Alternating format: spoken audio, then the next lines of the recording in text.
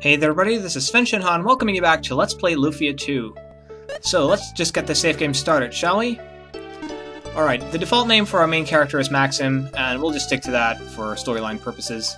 You can insert any name you want, of course. Tia, are you home? Hi Maxim, how was work today? Alright, I got 6 jellies. Let's see, that'll be 120 gold pieces, right? Wait a minute, Tia, I said 6 jellies. That comes to 180 gold pieces. Look, monsters are cheap these days. The city's suffering, so I can't pay the top price. Yeah, it's true. More monsters every day. It's spooky, you know. Well, I should appreciate it, though. I'm a monster hunter. I'd lose my job without them. Maxim, have you thought about getting an ordinary job? What's an ordinary job, anyway? Let's see. Like a shop owner, perhaps. Me? Shop owner? Ha! That'll be the day! How can he be so insensitive? Did you say something, Tia? Forget it. Here's your money. Alright, obviously we pissed her off. Okay, so this is the weapon shop run by Tia. And she sells a wide variety of weapons. Well, I wouldn't say wide, but there's a couple of equipment upgrades that you can buy here. There's basically weapons and armor that you can wear. But I'm not going to bother with that just now. I am going to get 2 boomerangs, though. That's because they will come in handy very soon. And that's normally something I don't do, but for the sake of this LP, we'll do it. So this is the town of Elcid. It's basically Maxim's hometown. And the villagers, as is usual in RPGs, usually have something to say. It's not always interesting. This is where you can buy spells. Spells are really important in the game, but unfortunately we don't quite have the money yet to get those. We'll get them as soon as we have some money. These are churches. That's basically where you can save your game by talking to the cleric. He can also lift curses from your party members and revive dead ones. And aside from that, there's just a couple of people here talking about the red ball of light that we saw in the intro, and apparently praising Maxim's natural swordsmanship. And of course, there's always some little chit-chat going on. That being the case, if you try to leave the town, this old man comes up to you and says, "Oh, it's you, Maxim. This is a good time to show you my secret techniques for fighting in dungeons. I'll wait for you at the dungeon south of here." So basically, that's an introductory dungeon. You can choose not to go through it and continue with the storyline, but the storyline progresses more naturally if you go through it, and it's an introduction anyway. It's called the Secret Skills Cave. You took so long, Maxim. Let's start. Alright. Patterns of monsters' movements. Yeah, all monsters all monsters move, and usually they move every couple of steps that you take. Some monsters move a lot faster.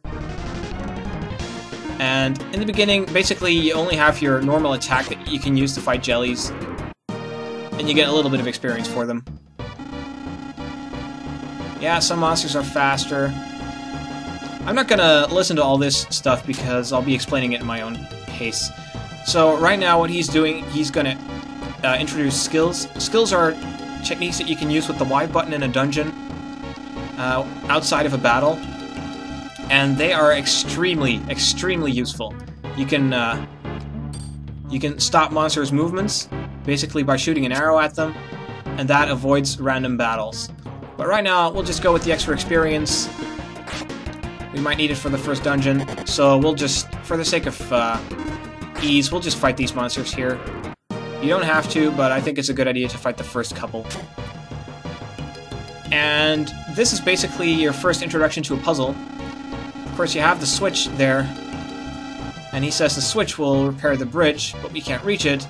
Fortunately, this is where you can also use your skills like arrows to turn switches. This is another basic dungeon staple, the pillars. You'll find a lot of them. You can just use the A button to push the pillar, but you can't pull them, so if you push it against the wall, you get stuck. But before you leave this room, he introduces you to a very important spell, which is Reset. Reset resets the room, including the monsters, to how it was before you entered. So if you manage to screw up a puzzle beyond repair, you can just use the reset button without any kind of penalty, and basically that'll reset the room and give you another chance at solving the puzzle. Now, this spell you can access from the skill ring, which you can get to by pressing the select button. You can switch between all of your skills and reset. Of course, right now we don't have anything, except for the arrow and reset, but... Okay, the arrows you see there are basically ledges that you can jump off of. Not very fancy, but you see them a lot in dungeons. And basically here he says that this room has a little gimmick, which is having to defeat all the monsters. So this is our first new enemy, the lizard. They're basically like jellies, they do nothing special. I got in first, which is why I got 2 hits in a row. And I got a level up as a result. When you level up, you gain various stats, and of course, those stats increase your fighting prowess. So that's basically the main power mechanic of the game. But it's not by any means the only one. Alright. So having defeated all the enemies, the door to the next room opens. There's really nothing tricky about this game. It's almost impossible to lose. Press the B button to swing your sword. You can cut grass using the sword. Try to find the switch. Well, where could it possibly be? Oh my god, it's there. Yeah, no need to be a genius for that one. Press the A button to pick up and put down the vase. Unique skill, you can press the R button to change direction without moving. Normally, if you push any button in any direction, you automatically move, but if you hold the R button, you can basically turn around without moving. Meaning you can grab the pot, turn around, and put it down without moving. That's really important for some puzzles, and a couple of puzzles are actually impossible to solve without using that. I never really paid attention when I first played this game, and there was a time that I got stuck on a puzzle for days because I didn't know how to use that. Alright, so that's basically introduction. And with that, you can go back to El Cid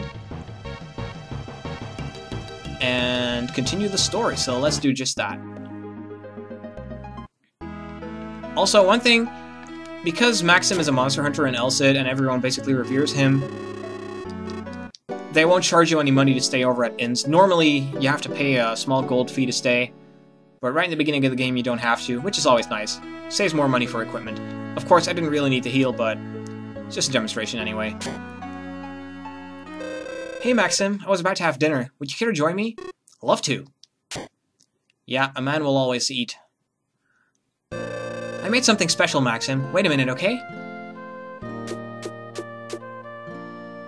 Well, it should be very special. Oh, that's huge. Ta-da! It's fish pot pie made of Navarroa, the phantom fish. So this is Navarroa, huh? Never heard of it before. I know, I've never seen it either. What's it taste like, I wonder? Let's dig in. Well, let's see. How is it? Well, what shall I say? I mean, Tia, why don't you try some? I will. Here goes. And? This is pretty bad, that's what this is. You think so too? It's not your cooking, it's the fish, don't you think? Oh, he's just being polite. Why is this called the phantom fish, then? Because it tastes so bad that nobody eats it. Something like that. Oh, I'm so disappointed. I wanted to cook something really tasty for you. Well, maybe it's not too bad if you cover it with lemon or something. Well, I guess you could eat it that way. See? It already tastes better. Yeah, you're right. How odd. Maybe that's why it's called the phantom fish. Well, at least it brought us a cheerful evening. I guess so. Well, I'm stuffed. Let me get some tea.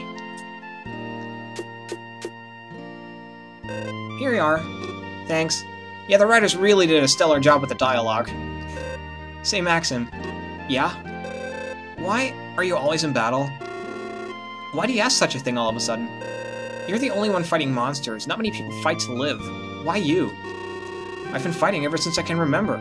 I've never asked myself why. I've never met anyone quite like you before. Well, thanks for dinner. I'll make it up to you sometime. Don't worry about it. It's no fun to eat all alone anyway. Join me again, okay? I'd love to. Eating is something I do very well, you see. Well, bye. Something tells me he's oblivious to her being in love with him. I mean, it's pretty obvious to any normal guy. I smelled something weird. What were you eating? I love this one. Do you really eat that strange-looking fish Tia bought? Woo! What a guy. Apparently she's famous for being a terrible cook. This is something they actually make fun of in the DS remake of the game. Anyway, if you try to walk, something bad happens. Bad news, everyone. Told you. What is it? A horde of monsters appeared in the cave on the way to Sendleton. Are you sure about that? That's horrible. Daisy, will monsters come to the city too? Well, I don't think they will, but unfortunately, that's not the only problem. What do you mean? The monsters have closed the door at the back of the cave. We can't get to Thundleton without the key. That's not good. So, does anyone have any ideas about what to do? Well, no, I don't. Well, it just so happens that they have a hero on their hands to go fight this thing for them. So, why don't we just go to that cave and take care of the monster, shall we? Alright, basically this is a world map, and every so often random monsters will attack you. And most of the jellies die with one shot, so there's really no reason not to fight them. These are moths. They're a little bit more annoying than other monsters because they hit harder, and there's variants of them later in the game that can induce various status effects such as sleep or confusion. I'm not sure if even these ones can do it, but probably not. On the world map, you'll probably run into a lot of random battles. I'll leave the ones in this segment in, but I'm not going to be fighting all of the random battles on a world map, so I'll probably be cutting those out. I was going to show the item screen. Basically, this is where you have your potions and your other items that you can use. You can choose to sort them. You don't really need to use them all that much. Alright. Yeah, it's always women entering these caves. I probably won't be fighting most of the monsters in here. But the ones in this dungeon I'll just show, and starting the next segment I'll probably cut out the random dungeon battles because they kind of get repetitive. One thing that's important to keep in mind is that monsters sometimes have a front and a back row in the battle, and monsters in the back row take less damage than monsters in the front row, but they also deal less damage. So if you're interested in causing damage to monsters, you'll want to keep in mind that the monsters in the front die faster than the ones in the back. So right here we have a life potion. This is an optional room, you don't really have to come here. But a life potion will permanently extend a character's life by a random amount varying between 3 and 7. So 5 is kind of the mean, which is good. And you'll always want to use those in the beginning, because in the beginning Maxim starts out kind of weak. He'll get stronger, of course, but you'll want to keep his health up. So basically the moths are annoying, but not really all that dangerous. And in this room we have another worthy treasure chest containing an escape, which is basically an item that lets you warp out of a dungeon at will. Alright, we've got 2 mushrooms here. They have a little bit more HP, but I don't think they do anything exceptionally dangerous. Now, as Maxim takes damage, you'll notice that there's this yellow bar at the bottom that increases as he gets hit. Now, this is a special mechanic unique to Lufia that allows you to use the powers contained in items. And a lot of equipment later in the game will have special properties that allow you to expend that meter and use various power-ups, from damaging attacks to healing abilities or buffs. And they're a very important game mechanic, so you'll definitely want to keep an eye on that. But right now we don't have anything that makes use of it.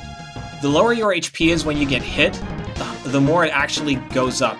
So you'll want to keep your HP low if you want to fill it, but don't let it get too low because that's risky and you might die.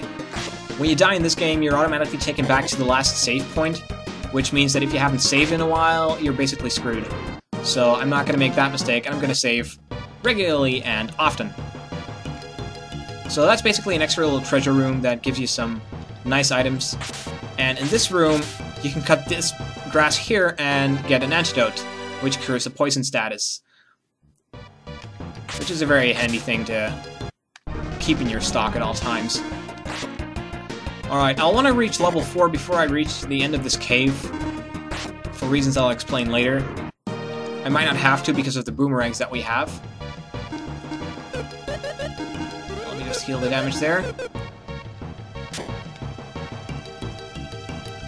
Okay, basically you have 2 switches and 2 pots here, but the only exit that's really relevant is this one, because the other one will just go in a circle. And there's some extra little treasures here that you can get. Basically, you can move these blocks aside and fight some monsters to get to the stairway. On most save games, I just fight all of them because I can. Right now, I'm not going to do that. I'll just fight the necessary 2 that are required of you, and other than that, I'll just leave it. If you want to, you can fight all of these for some little extra experience. It's certainly not a bad thing to do, but I'll be able to reach level 4 before the end of this dungeon, and with the boomerangs you don't really need any more. So over here we have another new enemy, a bat. They'll be common later in the game, and they have a really annoying mechanic in that they escape, leaving you with no experience and no gold. Here we have a power potion. These are my favorite by far. These permanently increase your character's strength, and thus also their physical damage dealing capabilities. And it also has a small effect on your defense. So in the beginning of the game, that's really a good thing. The switch here will create the bridge over there, which you'll need to cross, and I actually might fight this bat because I'm not quite level 4 yet, and I do need to be it. Yes, they can call reinforcements that then attack you. The reinforcements do give extra experience, and sometimes they can call in a whole chain of reinforcements. That tends to get annoying. Normally speaking, though, they'll do it once or twice, and that'll be the end of it. Alright, almost time to level. Now, this is the last enemy here, a spider. One thing to note is that they can poison you, which is really annoying, so you definitely want to take care of those first. And knowing my luck, I might just get poisoned before I finish this battle. No? Usually I do get poisoned. Like most enemies in the beginning of the game, they don't have much health, and they don't deal much damage, so it's not a huge issue. But you definitely want to be careful. The beginning of the game is a little bit tricky sometimes because you only have one character to do everything, but it shouldn't be a terrible problem. Also, the stats that you gain on level ups are a bit random. Sometimes you get more strength, sometimes you get more HP. Over time, though, it evens out. Let's just save over this file. And up next is a boss battle, but we'll save that for the next segment because this one has been going on for long enough. So, thanks everybody for watching, and I'll see you in the next episode.